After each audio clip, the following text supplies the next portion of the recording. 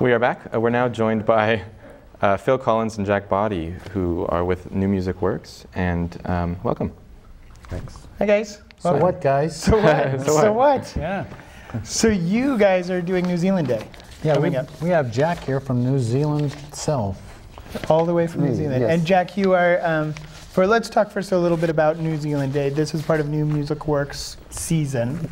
Yeah, and we're joining up with the Arboretum, which was already hosting New Zealand Day. They have the largest New Zealand plant collection in the world outside of New Zealand itself, 10 acres. So they're... Are they, like, is New Zealand worried about a competition they may take over? I don't know if there's anyone close.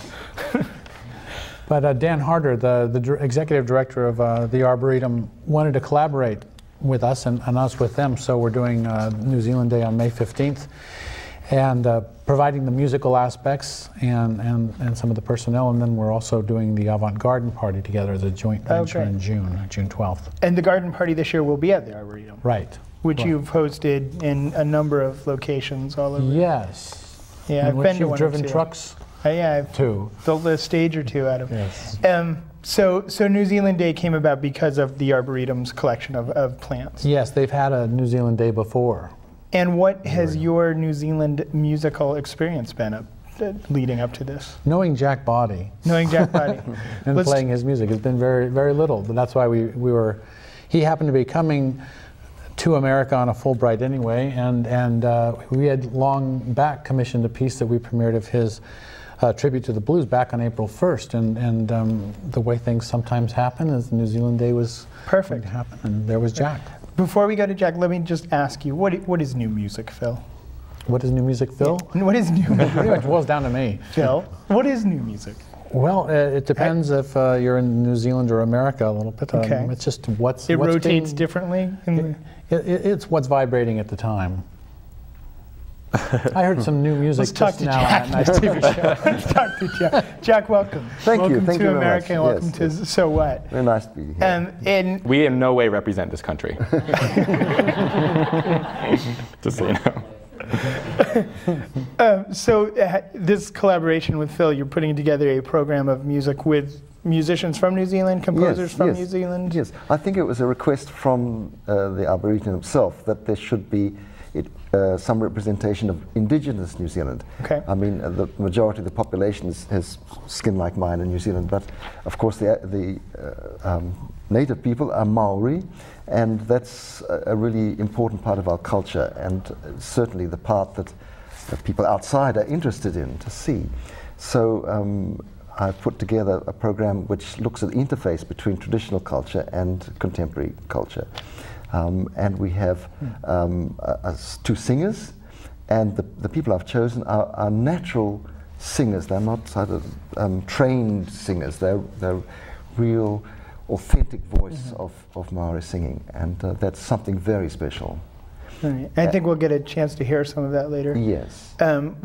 So beyond the singers, what can we look forward to? There's a musician called Richard Nuns, and although he's not himself Maori, he understands Maori culture very much. He speaks fluent Maori, and he's been instrumental in recent years in researching musical instruments of the Maori, and these instruments were lost really from the tradition. They existed in museums, and he looked at them.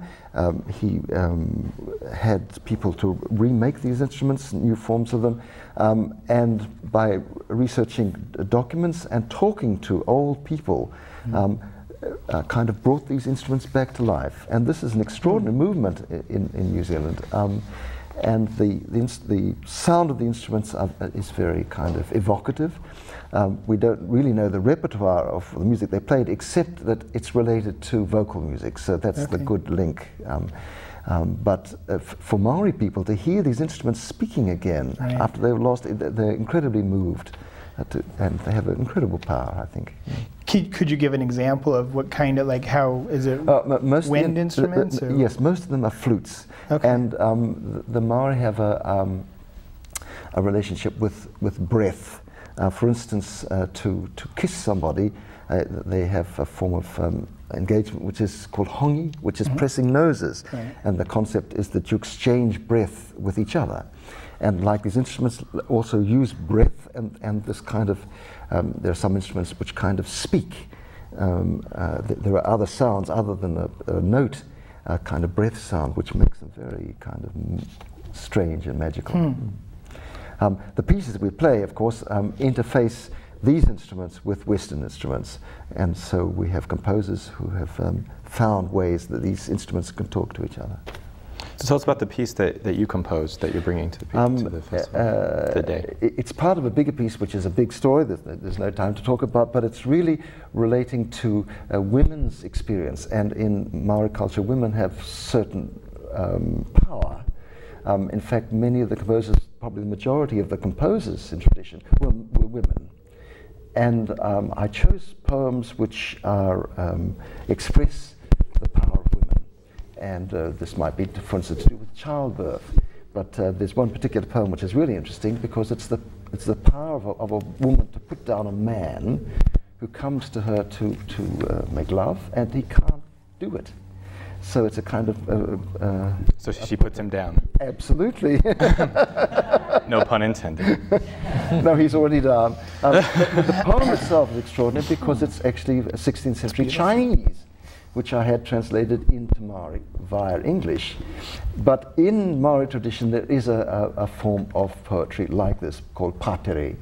And so it's incredible to find this link between 16th century Chinese poetry and living Maori poetry. And what I did was to give this poem to my singer and say, sing it to me in your way. And I recorded her singing and then put it into the context of instrument. Beautiful. Well, it's very powerful, I can tell you. We're running out of time.